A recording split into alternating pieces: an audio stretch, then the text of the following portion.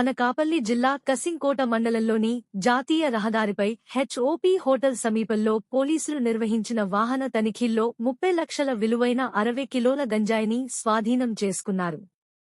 ఈ కేసులో 4 నిందితులను అదుపులోకి తీసుకుని వారి వద్ద నుంచి ఒక ఆటో, 2 ద్విచక్ర వాహనాలు, 4 మొబైల్ ఫోన్లను స్వాధీనం చేసుకున్నారు. కసింకోట పోలీస్ స్టేషన్లో నిర్వహించిన మీడియా సమావేశంలో డీఎస్పీ మోహన్ వివరాలను వెల్లడించారు.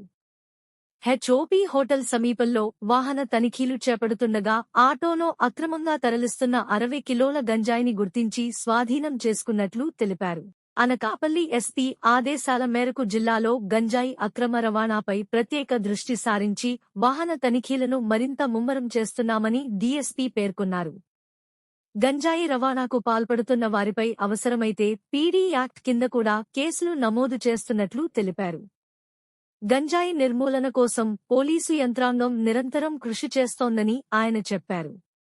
ఈ మీడియా సమావేశంలో సిఐ స్వామినాయుడు, ఎస్ఐలు లక్ష్మణరావు, సతీష్తో పాటు పోలీసు సిబ్బంది పాల్గొన్నారు. అందరికీ నా నమస్కారం. నేను అనకాపల్లి డిఎస్పీని మాట్లాడుతున్నాను. మాకు రాబడిన ముఖ్య సమాచారం మేరకు అనకాపల్లి ఎస్పీ తుహిన్ సింహ గారి ప్రత్యక్ష పర్యవేక్షణలో కసింకోట సిఐ మన నాయుడు గారి దీంట్లో నాయకత్వంలో, అలాగే మన ASI Shyam, highway mobile Shyam, అలాగే ఎస్ఐ లక్ష్మణరావు అండ్ సతీష్, మిగిలిన సిబ్బంది యొక్క సహకారంతో నిన్న మధ్యాహ్నం సుమారు 1 గంట ప్రాంతంలో హోటల్ పంజాబ్, అలాగే నూకాంబిక కళ్యాణ మండపం మధ్యలో అనకాపల్లి వైపు నుంచి ఎలమంచిల వైపు వెళ్తున్న ఒక ఆటోలో మాకు రాబడిన సమాచారం మేరకు, ఆ సిబ్బంది రాబడిన సమాచారం మేరకు దీన్ని ఆపి చెక్ చేయగా దాంట్లో ఆటో సీట్ల కింద ఒక 30 గంజా ప్యాకెట్లు కనపడినవి. ఒక్కొక్క ప్యాకెట్ సుమారుగా 2 కేజీలు బరువు ఉండటం జరిగింది. అంటే మొత్తం వెరసి 60 కేజీల గంజా వెళ్తున్నట్టుగా మనకు సమాచారం మీద పట్టుకుని మీడియేటర్స్ విఆర్ఎల్ సహకారంతో దాన్ని పరిశీలించగా ఆ విధంగా బయటపడింది. ఈ తర్వాత ఈ ఫర్దర్ ఈ నిర్దిష్టమైన సమాచారం మేరకు మనం మా సిబ్బంది చేసిన కృషి మేరకు ఈ ఆటోకి ముందు వెళ్తున్న 2 బైకులు, అంటే పైలట్స్గా వ్యవహరిస్తున్న 2 బైకులు, వాళ్ళ కారా కేసరి అండ్ గోబేరు వెంకట చైతన్య అనేవాళ్ళు మోటార్ సైకిల్ మీద ముందు లీడ్ చేశారు.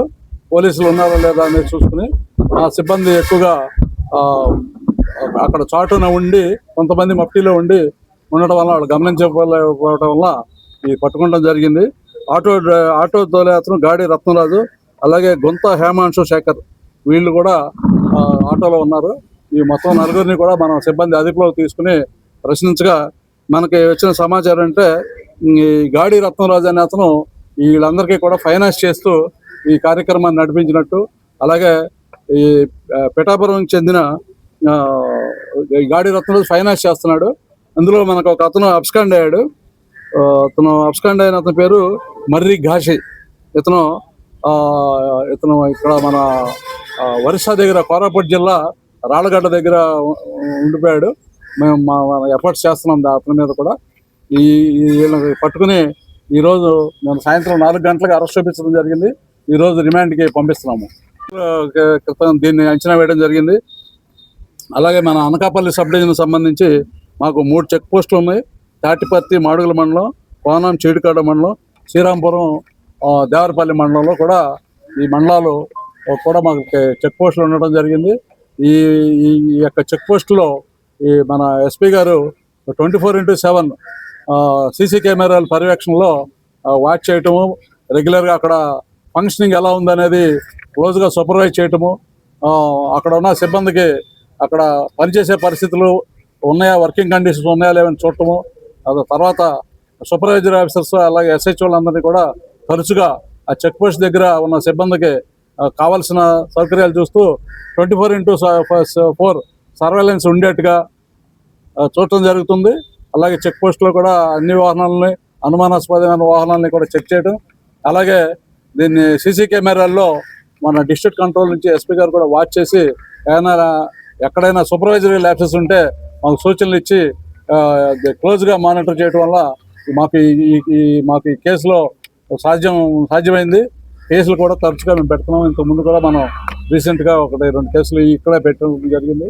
ఆటో రాళ్ళగడ్డలో బయలుదేరి కోరాపుట్టు, పెద్దబయలు, పాడువ, అలాగే అరకు, ఎస్కోట, కొత్త వలస, పెందుర్తి, సబ్బవరం, తర్వాత అనకాపల్లి మీదుగా టువార్డ్స్ పిఠాపురం వరకు వెళ్లే ప్లాన్లో ఉండగా మనం అనకాపల్లి జిల్లాలో ఈ కసింకోట లిమిట్స్లో కేసును పట్టుకుని మా యొక్క సిబ్బంది మంచి ప్రతిభ కనబరిచారు.